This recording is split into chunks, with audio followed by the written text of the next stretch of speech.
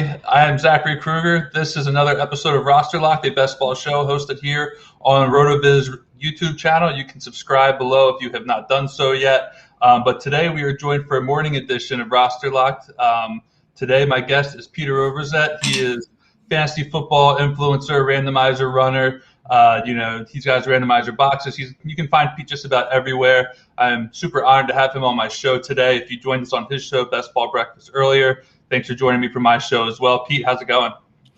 It's going well. And you just reminded me something that the people should know is the kernel of the idea that became what is the randomizer show now, that came from you. And I don't remember. I think I was saying, like, I'm going to do a best ball draft for Roto Grinders. I was like, what's something fun I should do to mix it up? And I believe you replied, put random stuff in like a random number generator. Is that how the interaction went? Yeah. You had posted something to the effect of like, what's a good idea to do for a draft stream or something like that, and it had been something that just kind of came to my mind. I had thought of it, so I was like, put a bunch of outcomes, I think, in like a random generator, and then whatever the generator tells you to do is what you have to do no matter what. So if it tells you to draft a tight end in the first round, number 1 overall pick or whatever pick you have to do it.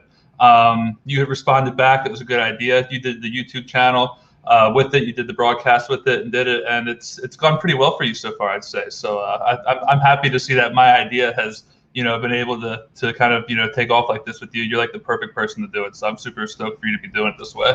Well, once we get like the full post-credit sequence on the randomizer shows, we will give you a proper writer's credit. So thank you for that, Zach. Yeah, no, absolutely. You've been killing it with it so far. 2020 brought a lot of lousy things to us, I think it's safe to say. But there's one thing that I genuinely mean this, that was fun to watch during the 2020 year. It was just kind of your overall rise into the industry and doing what you've been doing. You've had a lot of really killer streams. You've gotten to connect with a lot of cool people. So the 2020 was kind of the year of Overzet. It was a fun one to watch on Twitter and your rise up, through the ranks so far. You've been a lot of fun to follow, and I'm happy to have you on here today.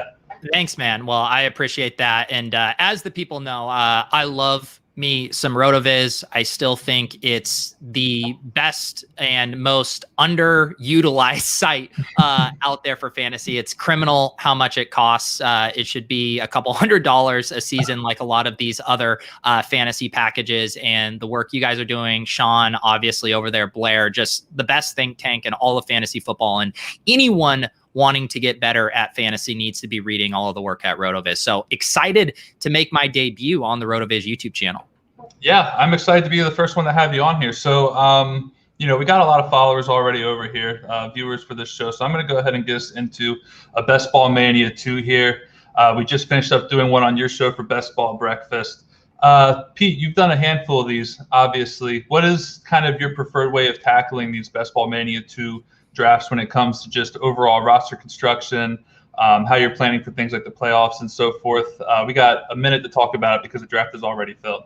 Yeah, scroll through and let me see these names so I recognize KZ. Did we get the 11 slot again? We got the 10 this time.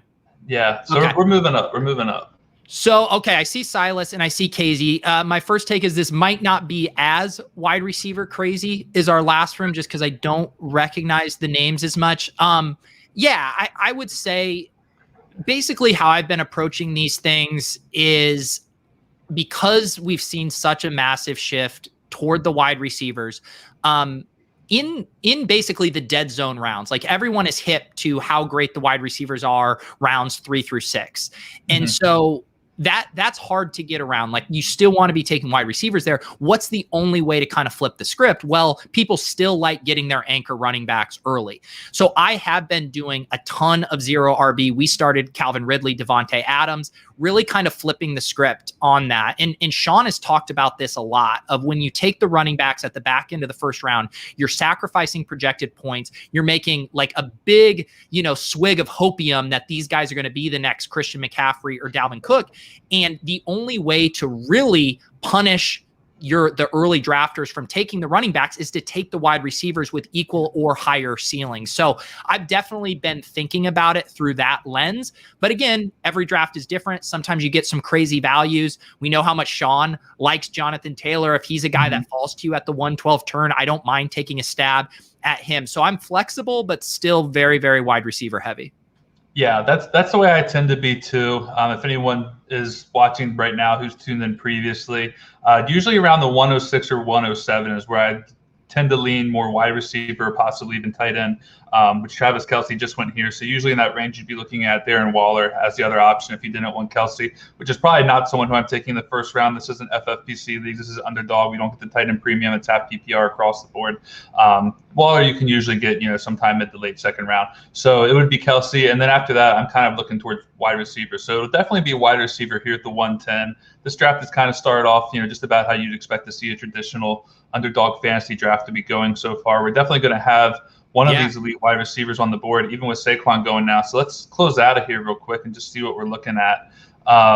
And again, we're picking at the 110, so we got some picks. Diggs probably would have actually been my pick here, but I'm fine with going with Hill unless there was another way you wanted to go here. No, I love Tyreek here. It's hard to sometimes get him at 110, so I like this a lot. A few things for you here, Zach. You are going to trigger the people with your light mode. Do you always do light mode, or would you consider toggling to dark mode to help everyone's eyes? Here we go. No, I draft light mode. You know what? It's actually on dark mode. So I'm doing this one, I think, on Safari, and I usually draft on Google Chrome, which I think I have preset to dark mode. So I try not to do light mode too much. But you're right. That's a very good point. Dark mode it is. We're not gonna trigger people here today. We're just here to have a good time. So thank you for bringing that to my attention, Pete.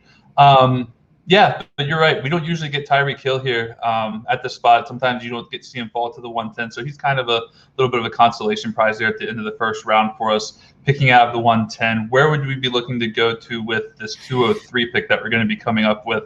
Or do we have too many people in the crowd who are going to be looking to snipe us if I we think speak up too soon? I think they're fine. So in this spot, there's some interesting directions because obviously, if we were able to get him, we'll talk through this really quickly. Hopkins is interesting, back-to-back elite guys. I also think you can make a case for a Gibson or CEH, say if we wanted to stack up the Chiefs. And then also in these times, I have seen if you really wanted the elite tight end, you have to get it now. I would say I don't get a ton of Tyreek and Hopkins. That's kind of a hard combination to get. What do you think?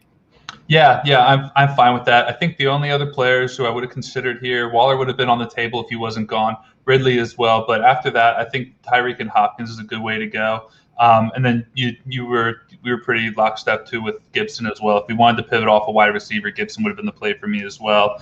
I think he kind of has that potential upside to be the overall RB1, which sounds a little bit bold, but I think he has the receiving upside. I think that he can, find the end zone, which he did plenty of last season. I think he's going to be leaned on more heavily this year than he was last year. So I really do like Gibson in the second round if that's ever a direction you want to go in.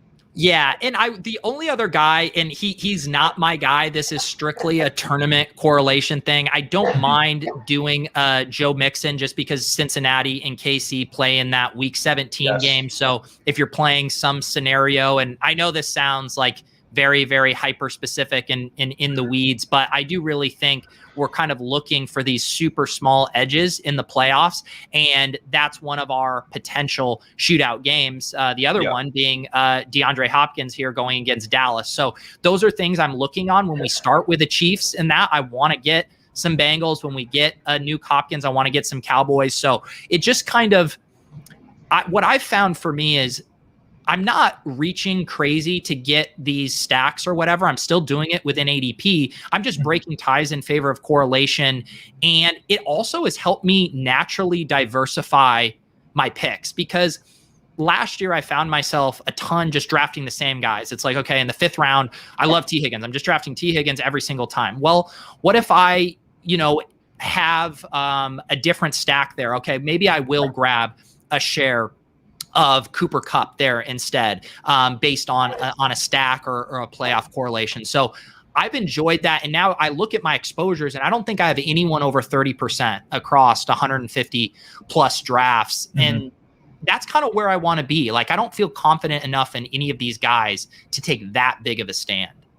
Yeah, and I think you made a good point too with just trying to correlate matchups, and in particular correlate the playoff matchups. You named two of my favorites with Week 17 with Kansas City and Cincinnati, and then also Dallas and Arizona. And there's a lot of ways in particular you can get on board with the Arizona and the Dallas game. You can get CeeDee Lamb, you can get Gallup, Dak you can get in like, the 5th or 6th round.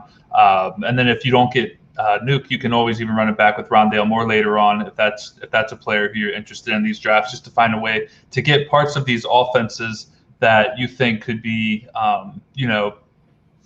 profitable for you in the playoffs if you indeed are making the playoffs and squaring off against everybody in this large field tournament here.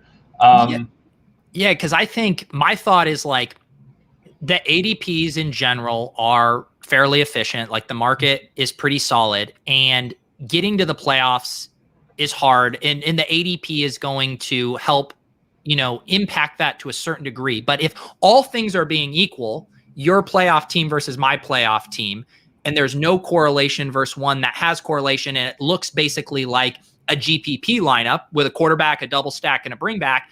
And you said, which one of those lineups would you want to put in, even a 40-person GPP? You're going to take the one with the double stack and a bring back because you're having to get less things right. So that's just how I've been thinking about it, even though I understand it's extremely hard to get to those playoff weeks. It's extremely hard to advance to Week 17. But if I do get there, I want to have a shot, and I don't want to just have to hit, an 8-leg parlay that final week. Yeah, no, exactly. Real quick, because we're down on time, your guy DJ Moore is still here. Is that someone you want to go with here just before we time out? I started punt. Yeah, I love DJ Moore here. I think that makes a ton of sense. We're gonna time out, but we'll go with him, and then we can game plan for this next one. Yeah, let me scroll back up here. So this is do you have any pre-draft ranks, or is this just I don't. I'm just going off of ADP right now. I like that.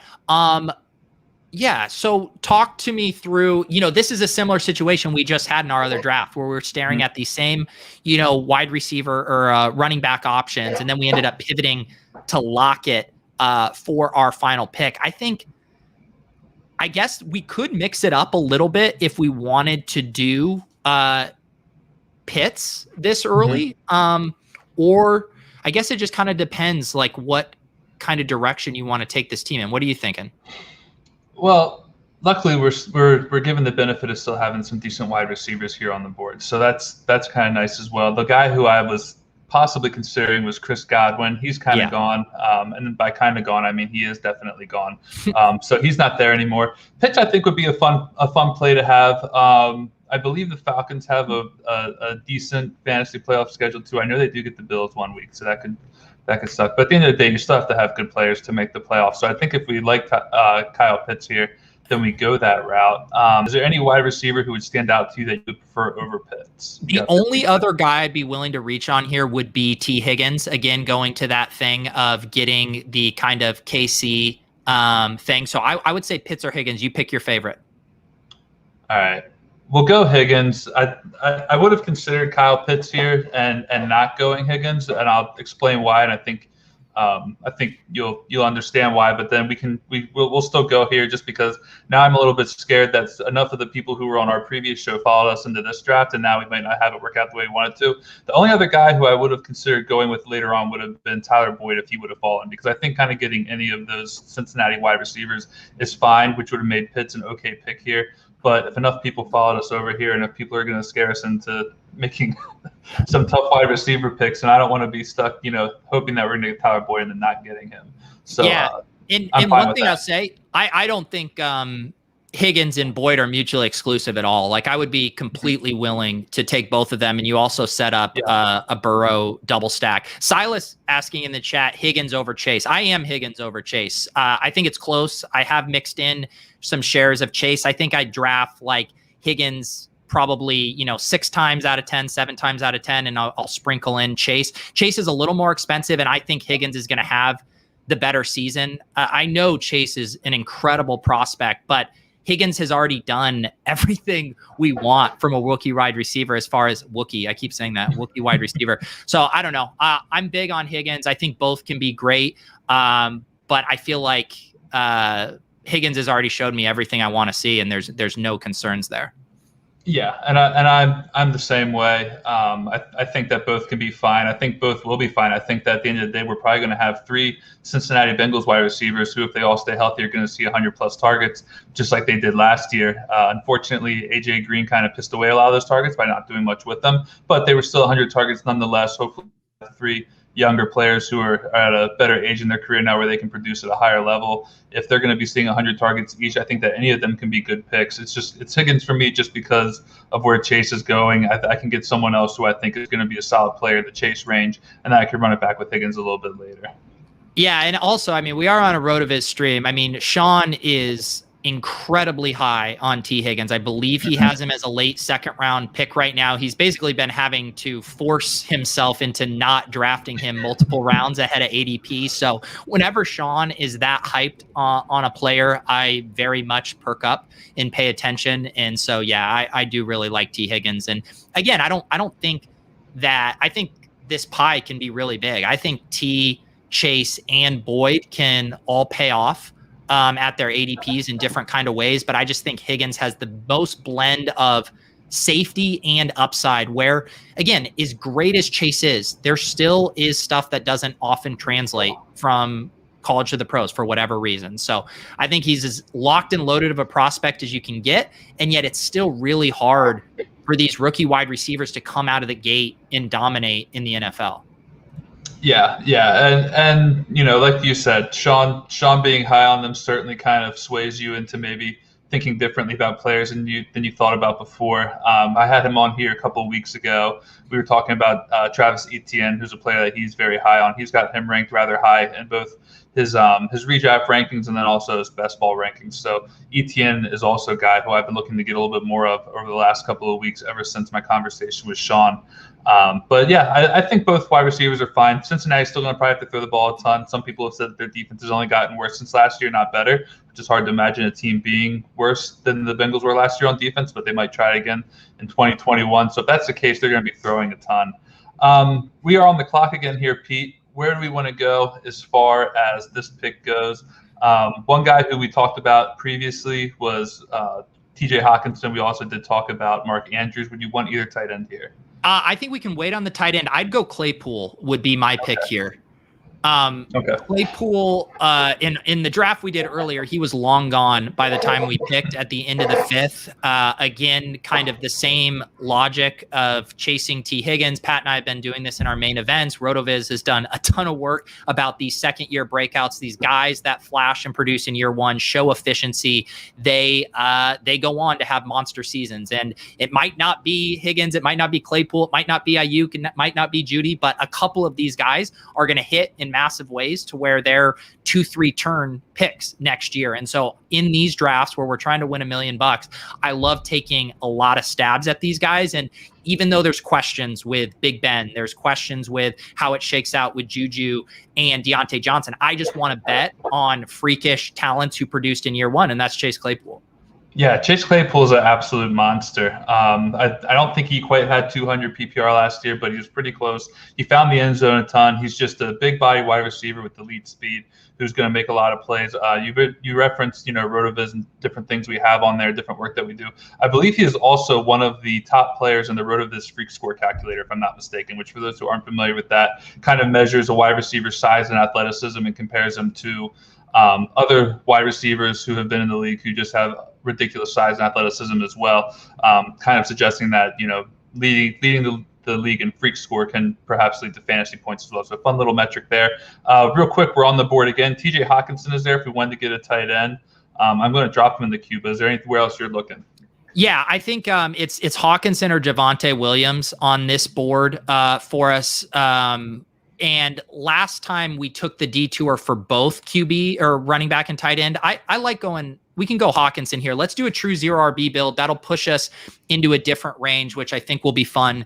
Because again, yeah, if you guys didn't see the draft that we just did earlier at this pick, the wide receivers were going off the board so fast that we had to go Andrews and Etienne. Here we get Claypool, who we feel good about, and then we can kind of decide between that running back and tight end. I like either at this juncture, and I think it's just mixing up how you attack it at this point. Yeah, I'm with you. You can kind of decide it either way.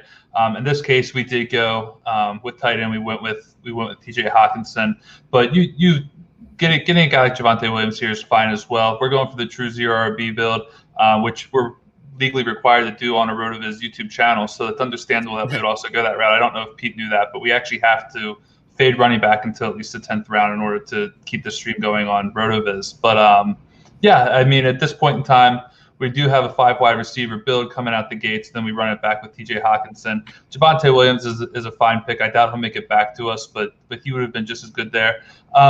What do you think, just because we're talking about Javonte Williams real quick here, the one player whose ADP has fallen a little bit over time has been Melvin Gordon's ADP. Mm-hmm. Do you think that he stands a chance of still being in Denver and being a value pick over Javonte, given that he's clearly now going to be showing up at camp and working out with them and practicing and probably playing the preseason? Yeah, it's one of those things. Again, I'm always viewing and I know it's so cliche to talk about managed league versus best ball differences, but I think in managed leagues, when you are going true zero RB, and if you get in a big deal on Melvin Gordon, it makes sense because I think he will have a little bit of a role right out of the gate if he's still on the team. But when I'm building these teams, I'm like, who are the hammer plays week 15 through 17? We see it year after year with these highly drafted running backs. They charge down the stretch, and not all of them are hits, but when they do hit, they charge hard, like we saw with Jonathan Taylor last year. I know RotoViz is hype on Javonte Williams. And yes, I'm not going to sing this morning that Melvin Gordon might not even make the team. Fine, I did. So yes, I've taken him like a couple times when he's dropped 30 picks past ADP. It's the same with David Johnson. Like, if you really force my hand, I will, but I just don't want to draft these running backs who have a shoulder or looking over their shoulder the entire season for a really talented rookie bearing down on them. Yeah, and that's where I'm at too with it. I think that if you want to do it in a regular league, just a regular 12-man league where you don't have to be concerned with the playoffs, that's completely fine. Maybe Melvin Gordon gives you enough usable weeks that he's worth this pick at his 11th or 12th round ADP, whatever it is right now. But when you're bearing in mind the fact that you need to get these teams not just to the playoffs, but through the playoffs in hopes of winning that grand $1 million prize, being mindful of those week 15 guys, those guys who come on later on in the season, and taking stabs at them in hopes that they do hit, I think is the way to play it right now. All right, we're about to be up again here, and we currently sitting on 5 wide receivers and a tight end. Do we officially break it here and go with a running back, or what do you think?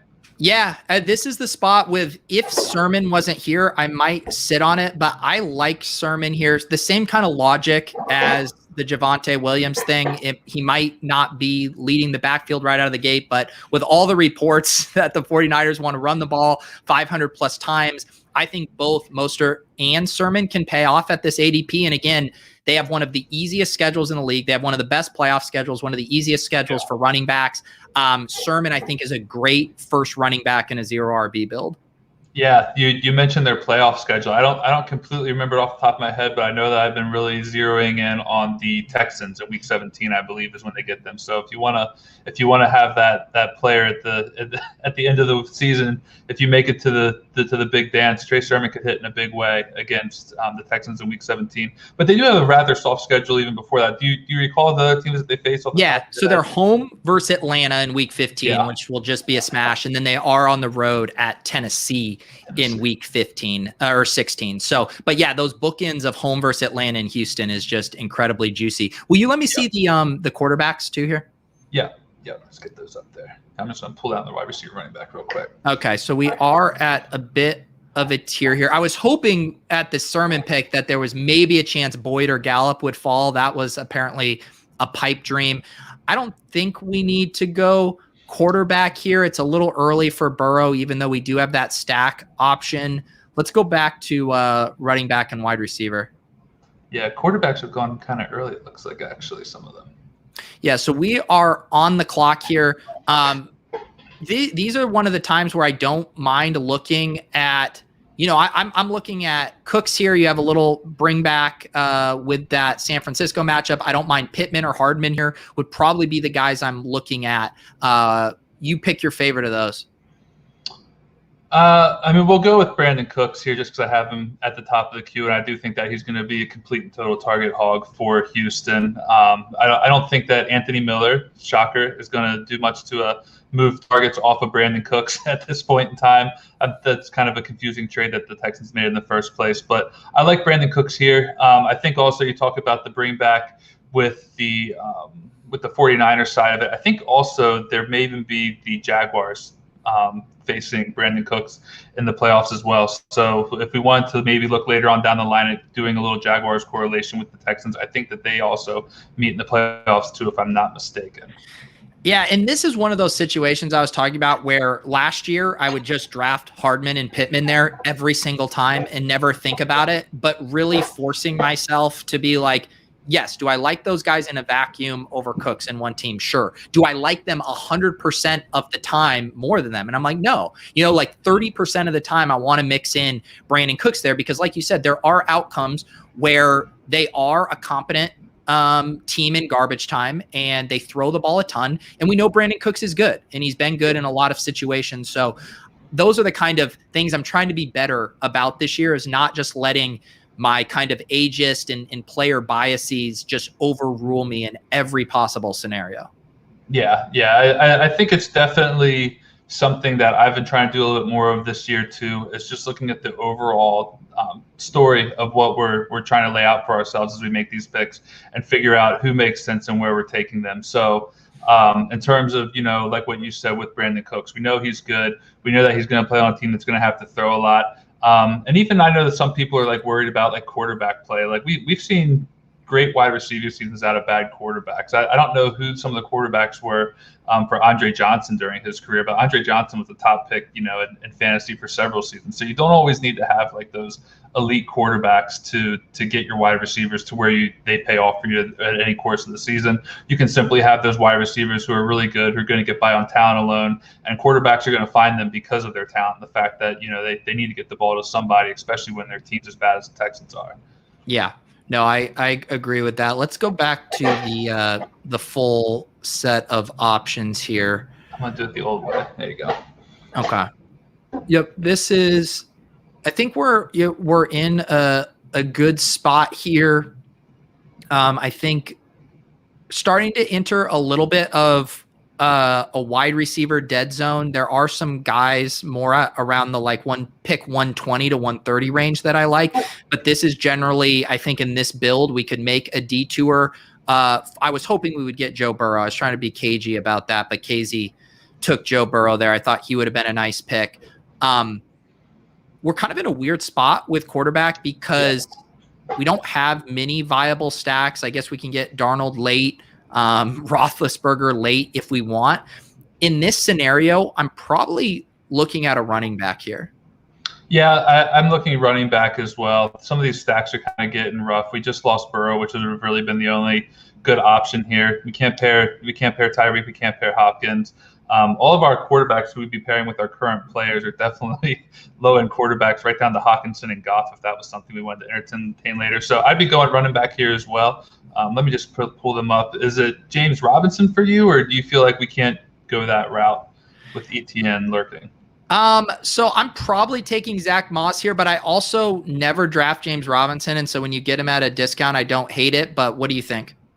Let's go Moss. That would have been my pick as well. James Robinson is a guy who I just worry that he's either going to see enough of a timeshare that his payoff's going to be worth it, or he could just literally not see anything, and Urban Meyers is just going to make us hate the fact that we ever even considered drafting James Robinson at any point this season, unless an Etienne injury takes place. Now, if Robinson fell to us here, I would also have no problem going with both, which he could because the guy ahead of us has 4 running backs.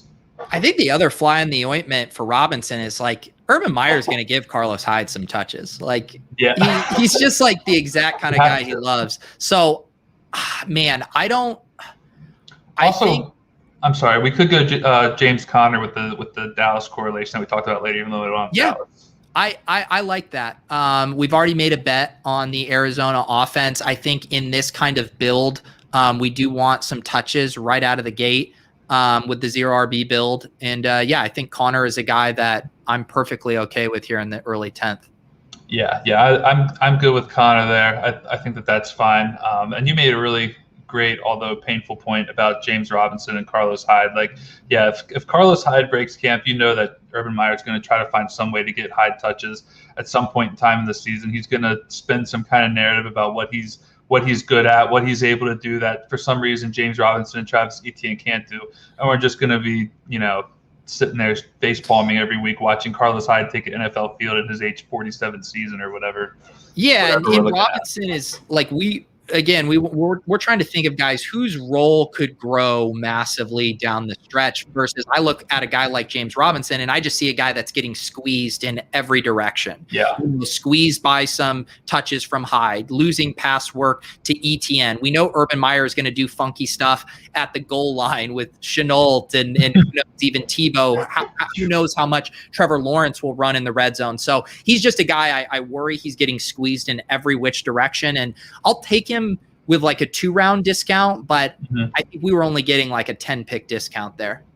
Yeah, he's got a 96th overall ADP. We would have been getting him at, like you said, about 10 picks. So it's not really the discount that we're looking for. I think the upside in the pick is obviously the fact that something happens to Etienne, he goes down. I think James Robinson's probably the de facto number one running back there, even if Carlos Hyde is on the team. But even then, like you said, Urban Meyer is going to do some goofy things. Like, what if for some reason something happens to Travis Etienne and it's for whatever reason that we can't explain here, it's Carlos Hyde over James Robinson, or even something gross like a 50-50 split with Hyde seeing goal line. I don't know. The affinity for Carlos Hyde really bothers me with Urban Meyer. I don't even know that Hyde should necessarily be on the roster compared to other players who were probably available either via the draft or free agency. To have him on the team right now is a little bit tilting when considering Jacksonville running backs. Yeah. And so the way, now kind of starting to reverse engineer our draft a little bit. What are we at? Are we at 5 wide receivers? Yeah, we are sitting at 6 wide receivers. We have Brandon Cooks as number 6. So we have 6 wide receivers, 3 running backs, and a tight end right now. Go ahead. We're going to reverse engineer this a little bit. Yeah, so I think we're obviously going to do 2 tight ends. I think we have the option of, and we're going to want to get to 5 running backs with this build. So that gives us, and then we're going to do at least 2 quarterbacks. But I do think in this build, if we do really punt quarterback, I think we could go 3 quarterbacks, and you could do something like a Roethlisberger with Claypool. You could do a Darnold with DJ Moore, and then you could grab a 3rd upside flyer like a Taysom Hill type. I think in this build, that's perfectly viable. That said, there also are detours we can make to set up another kind of more mid-round stack if we want as well. But I think we have a lot of options here, and I guess what I'm saying is we don't necessarily have to panic at quarterback because I think a 3 quarterback build is perfectly viable here. Yeah, and I was leaning 3 quarterback as well the second that I realized that we weren't going to get Burrow. When you realize that some of the wide receivers are going to be stacked and you're going to get those later round quarterbacks, I think that's kind of when I start to consider that, when you haven't been able to stack your top guys with one of their top quarterback targets. A 3 quarterback build, I think, is certainly something we can look at here. For now, I did want to ask you just to see. There are some rookies here who I like. Well, Justin Fields just went off the board, and then I think Trey Lance is also gone. Do we have any interest in Trevor Lawrence? I don't think we'd be able to stack him with anybody. Yeah, if you do Lawrence here, you're probably looking at like a super late flyer on Colin Johnson, one of my wide receiver 4s there. I think with this build, I'm probably, I don't know, I'm kind of content punting. Oops, there goes my phone. So let's see here. Go back to the wide receiver too as well. Put Kenyon Drake in the queue. Okay. All right. I like that. The other option I would say is, again, we drafted Paris Campbell. He sets us up for another quarterback stack option with Wentz giving us there. He's another guy. So who do you like between Drake and Campbell here? So I like Kenyon Drake. I'm gonna let it time out on him because maybe we can get Campbell to come back in just a couple picks. We're gonna be right back up here in just a second. I like the Kenyon Drake pick first of all because he fits what we're trying to do. We definitely have the zero RB thing. I know that a lot of people are gonna say that Kenyon Drake is gross in a lot of ways, and I don't necessarily disagree with that. I think he is kind of gross in a lot of ways, but I do think also that with the money that they're paying him in Vegas to be on the team, Gruden's already talking about his pass catching upside, which I don't know that I necessarily see him being a great pass catcher in the way that John Gruden does. But if he's going to be getting targets, he's going to be getting targets. I would want some of that. And I think he still becomes, the lead running back in the offense, regardless of how good it looks, if something happened to Josh Jacobs. So Kenyon Drake, for me, has been a player who I could see Gruden trying to force a narrative that I'm a smart coach who made a good decision to sign Kenyon Drake and get him targets and get him looks. And if that happens, regardless of how great it looks on the field for fantasy, it could lead to some decent weeks. Yeah, so Paris Campbell falls to us here. I think he's a nice selection. And I agree what you said about Kenyon Drake. It wouldn't shock me if he's in the better side of that committee coming out of the gate, because I think he's going to be the pass catching back. And I think they're going to work him in. Like I could see them splitting red zone carries kind of in like the way I always think of how the Falcons used to use like Tevin Coleman and Devonta Freeman, where they kind of had them exchanging drives as opposed to being in a specific role. And so if they're in a very similar workload out of the gate, which I think is possible, I mean, Kenyon Drake is a smash at his ADP. And I love that he's probably going to catch more passes this year as well. So I think that's good. And the team, the Cardinals were force feeding him goal line carries last year too. Yeah. So maybe some of that carries over if these coaches like him there. So I think Kenyon Drake's a great zero RB target. Yeah, I do as well. One thing that I think people get so hung up on, I'd just be curious to kind of get your thoughts on this. Because, at certain spots in the draft, you just kind of decide that you don't really care how good or bad it looks. You just care about the fact that what they're doing is getting you fantasy points. So in the case of Kenyon Drake, you can go anywhere on Twitter and just see people constantly ripping him for not being efficient, not being a great pass catcher, even though Gruden wants to give him passes. Like, I understand all that. I don't necessarily disagree with it. But at what point in time in a draft are you just acknowledging the fact that certain things are maybe ugly from a player efficiency standpoint, but you're just happy to be getting points where you think points are to be had with a certain position? Yeah, to me, it all is dependent on the kind of picks I made earlier. Say if I started with 2 running backs early, let's say I got, a Gibson and a Jonathan Taylor start or whatever. Mm-hmm. Like Drake isn't a guy I'm targeting because I'm more excited about just kind of the floor production he's going to give me. I don't think Kenyon Drake is going to necessarily be a league winner. Even if Josh Jacobs went down, I think he would be a serviceable back that gave you 14 points per game. But in those contexts, I want to take bigger cuts at guys who I think could really emerge down the stretch. So to me, it's all in the construction of your team and the type of running back targets you get. I just see so many teams where these guys will use 2 to 3 early picks on a running back, and then they're grabbing James White or JD McKissick. And it's like, what is this guy doing for you? You want to be right. You want to make sure that these guys you drafted early are putting up monster weeks for you every week, so you don't have to use a pass catching back. In zero RB, it's different. We're just trying to give ourselves a floor and then let our flex and our wide receivers lap our opponents. So That's how I kind of think about it. So how I feel about Kenyon Drake literally depends on how the rest of my team looks. Yeah, and I'm with you. I think that one of the things, we're going to be on the clock here in a second. I think we need to get a quarterback. Let's actually talk this way through, and then we can revisit this. Do we want a quarterback here with who we have available? I'm going to just pull down our roster. It's going to be hard to stack too many guys here. But you go to wide receiver once more? There was a guy I was eyeing, and I can't tell if he's still here. Okay, yeah, he's gone. I was looking at Terrace on Carolina because I thought that would have been nice. Double. Yeah. Okay, so and go back to running back once more too. Yeah. Yeah, I think we can wait on running back here. So I mean, if we are setting up a stack, I mean, it's reaching a little bit, but I would probably grab Wentz. Mm-hmm. That's where I was looking at as well for what it's worth. Yeah. And the other thing too is we were talking about the schedule thing, and they play Arizona in week 16 and Las Vegas too. So I love the Colts playoff schedule. They're home versus New England, at Arizona, and then home versus Las Vegas. All nice weather games there in a dome. So I don't mind. What pick did we get him at? We got Carson Wentz at 154. Yeah. So just a couple picks before ADP. We would have taken him next round if we wanted to avoid losing him. So that's not a bad pick. Yeah, no, that's completely fine. And now I think we can wait a little bit on the like Darnold, Roethlisberger tier. Yeah, I wanted to look at tight ends and also wide receiver here. Yes. Because what I'm thinking, and I just need to make sure, we have Hawkinson, his bye week is 9. If we know that we're going to have to get one of these later round quarterbacks, and if we know we're going to go the 2 tight end build, would you be opposed to something like Hunter Henry and possibly bring it back later on with either Patriots quarterback as a third option?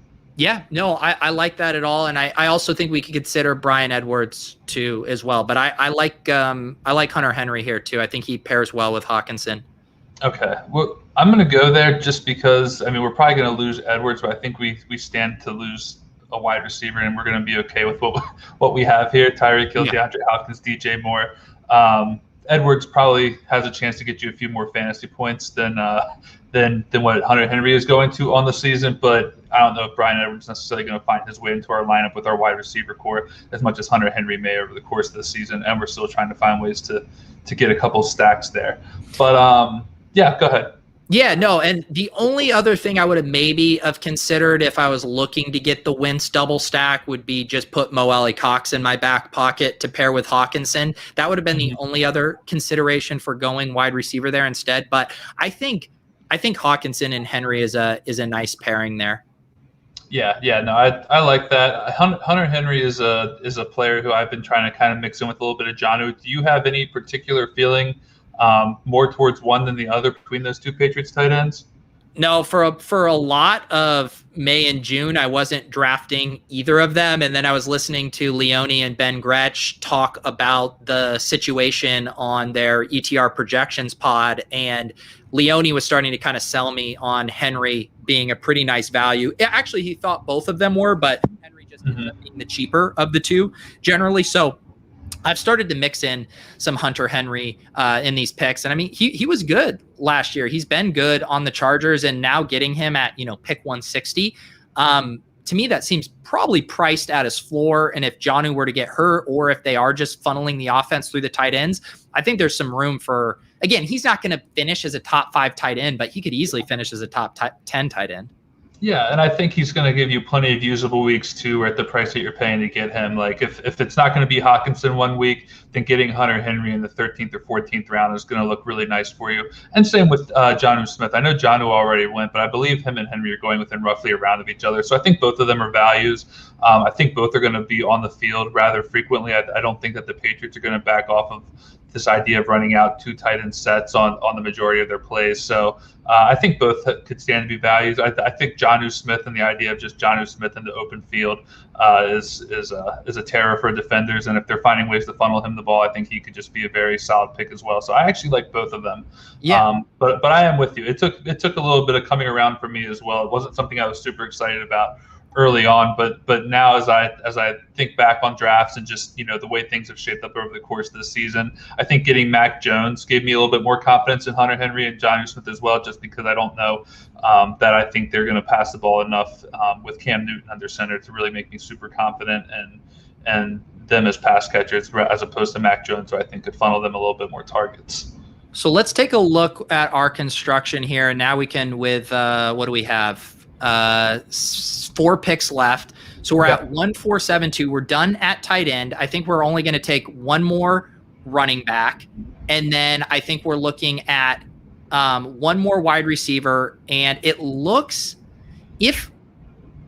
I think we should take Darnold here, and that allows us to just go 2 quarterbacks. I'm okay with Wentz and Darnold for 2 quarterbacks. Are you? Yeah, that's fine. I think that when we're taking these late round quarterbacks, Really, at this point in time, you're just trying to find guys you can make the case they're gonna be usable and they're gonna be on the field giving you weeks. Some of those guys you worry whether or not they're gonna start and hold the position, or even just be good. I think Wentz and Darnold could both have bounce back seasons this year, so I'm fine with that. They shouldn't be at any threat to like lose their hold on the position if they're healthy. So I'm good with that. And we actually, sorry, I was doing my math wrong. We can still take a third quarterback if we want in this, because if we have one running back we're for sure going to do. We're going to do one more wide receiver, and then we kind of have a luxury pick that I feel like we can take wherever we want. So let's see here at running back and wide receiver. We could get your guy Darrington Evans in this build. We could. He would fit it nicely. I also like Gio Bernard. Do you feel strongly about one or the other? I don't. I like both of those guys. I draft both a fair bit. Yeah, let's go with Darrington Evans.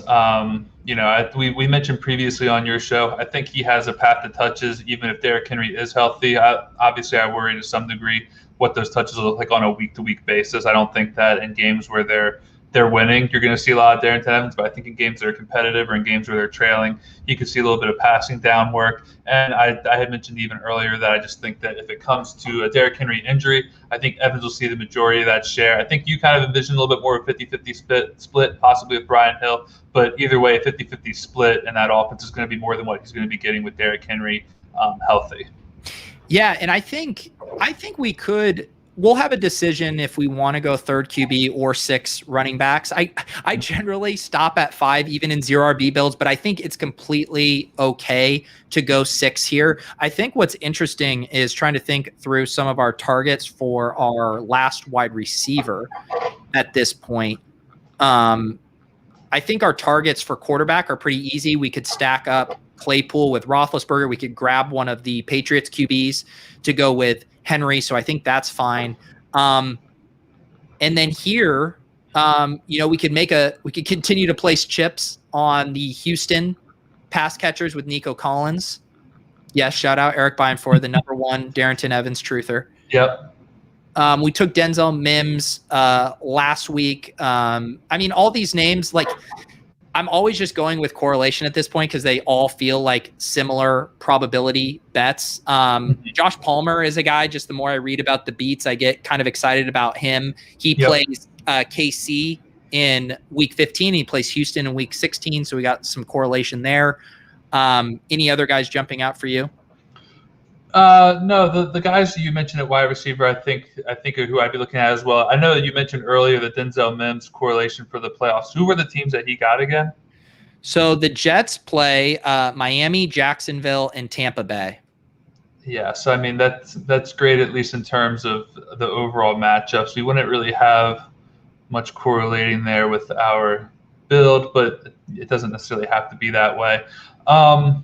If we wanted to, would you have any interest in a guy like Marquez Callaway if we're talking about getting a late round quarterback? Is Jameis or Taysom still there if we wanted to do something like that? I don't hate that. Yeah, I think that could work out well. Will you go over to the running back real quick too? Yep. Yeah, I'm also interested in Chuba here.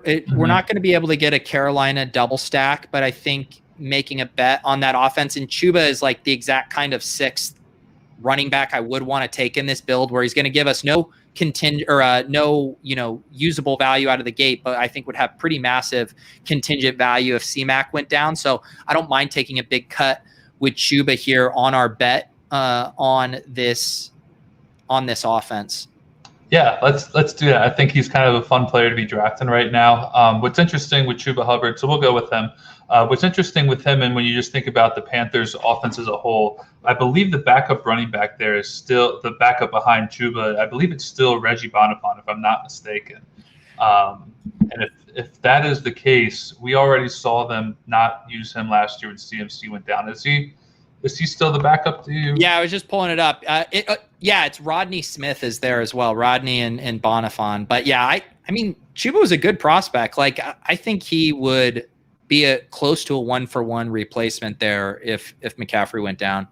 Yeah, and so you mentioned Rod Smith is there. I don't think he's a player I'm going to be too worried about, given the fact that they went out and drafted Chuba and Reggie Bonifant. They pivoted off of him completely when CMC went down last season for Mike Davis and almost a complete, and total control of that backfield. So I'm good with Chuba there.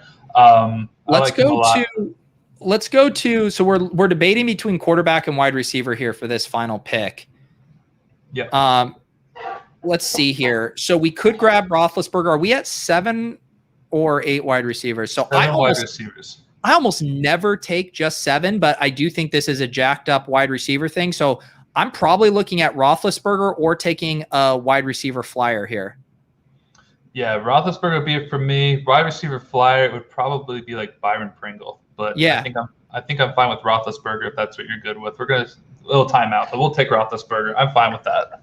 Yeah, let's do that. This is interesting. Because I think obviously we're getting volume at quarterback and running back to make up for not investing earlier capital there. But I think we did a really good job giving ourselves a nice blend of upside there. And then our wide receivers, Tyreek, Hopkins, DJ Moore, T. Higgins, Chase Claypool, Brandon Cooks, and Paris Campbell. So I think this build is viable. I still probably, in my normal builds, I'm going like 5 running backs and getting an 8th wide receiver here. But because we didn't have any logical kind of stack candidates, like even like who's the Colts? I guess we could have taken Zach Pascal, but it's like, if he's cracking our lineup, things have probably gone pretty poorly.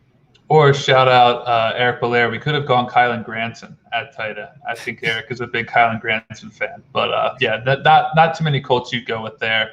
I usually do go with the 5 the 5 running back build too, but I mean, I just think our wide receiver room has so much upside in this case. I'll pull up the team as a whole in a second here just so we can run it back and take a complete look at it. But to jam in an 8th wide receiver, given the fact that, like you said, we did go 0 RB, we are only going 2 tight ends, so we didn't have a reason to go 3rd there. I think our tight ends are honestly very solid there. I think we would have even been okay waiting on Henry if we wanted to and getting someone later. But we made our choice, and I'm fine with it. Like, I think he's a really solid pick there.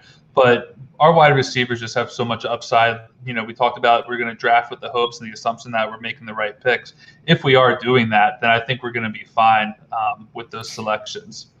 Yeah, and I mean, and I see shout out Jen in the chat shouting for Mo Alley Cox, and we had talked about him and the decision point when we drafted Henry, and I like him a lot, and he's generally a guy I'm double stacking with Wentz, but with this build, we didn't need to go 3 tight ends. Once you use the early pick on Hawkinson and a mid-round pick on Hunter Henry, I don't think it's a good use of capital at the onesie position to go 3 tight ends there, even though he is the best stat candidate for Wentz. We were just in a weird spot with the Colts and Carolina where past their kind of big 3 and the tight end, there isn't a ton of viable 4th wide receivers on either of those teams. I mean, who is it on Carolina? David Moore would be the 4th guy?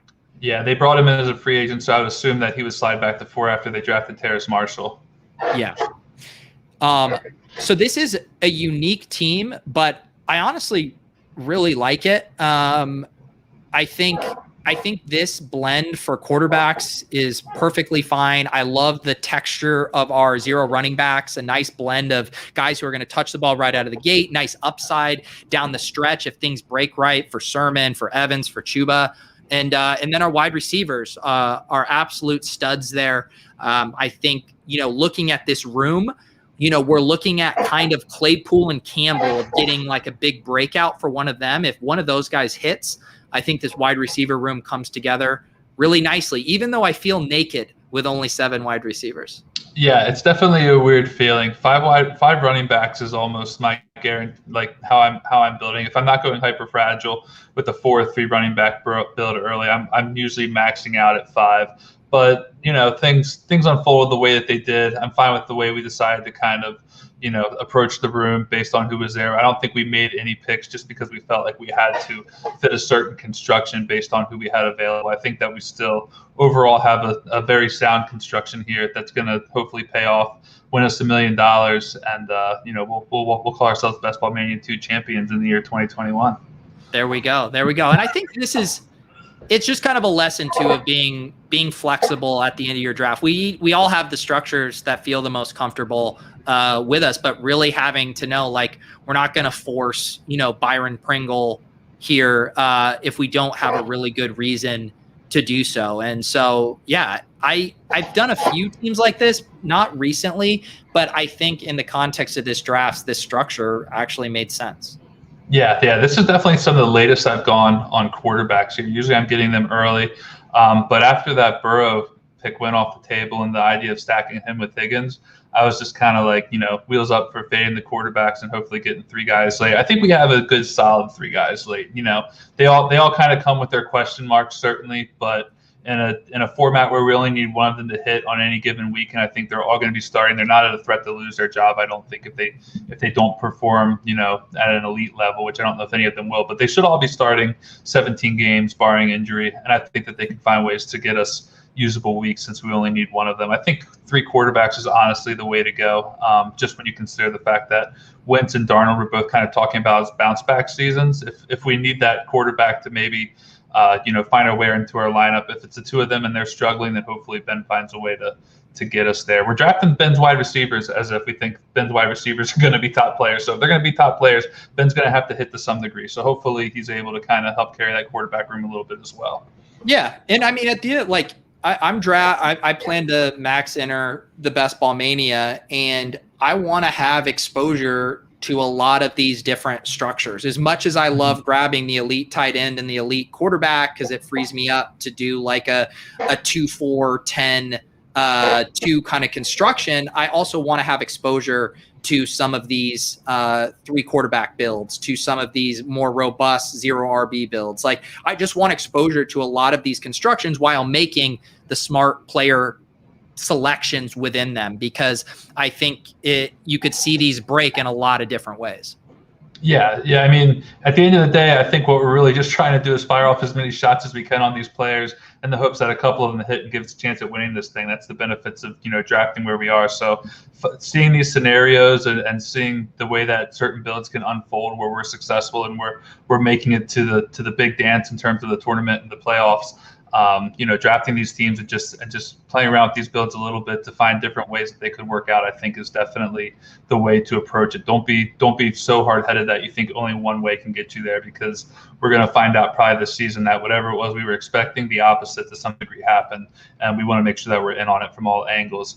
But yeah, no, Pete, I appreciate you coming on today. Do you have anything else you want to add about this team? Let us know where we can find you for those who don't know where we can find you. If you want to let them know where, what else do you have coming up for the rest of this week? Yeah, man, we're just like we're getting here into the heart of draft season, so I'm just looking forward to doing a ton of drafts. I do the stream that we just did every Monday, Best Ball Breakfast. We'll keep that rolling until the season starts, drafting Best Ball Mania teams. Over on Ship Chasing on Wednesday nights, we've been doing a nice combo of talking strategy for both Underdog and FFPC contests, as well as drafting in those. And we have completed a couple of our main event drafts. We're going to be doing a lot of live drafting in August, which is going to be a lot of fun. And then I got the randomizer drafts every Thursday night. Took last week off. This week we're going to be back with Pat Mayo. Those are lots of fun. So yeah, man, just soaking up all of draft season while we have it. Yeah, it's been a fun season to be a part of this year, even with just my own live stream and podcast with Colin Kelly. It's been a lot of fun. But yeah, I mean, Pete's got content coming out all over the place. You can always find him in a draft somewhere, between Best Ball Breakfast, Ship Chasing, making guest appearances, his randomizers. So a lot of fun, a lot of great ways to find Pete.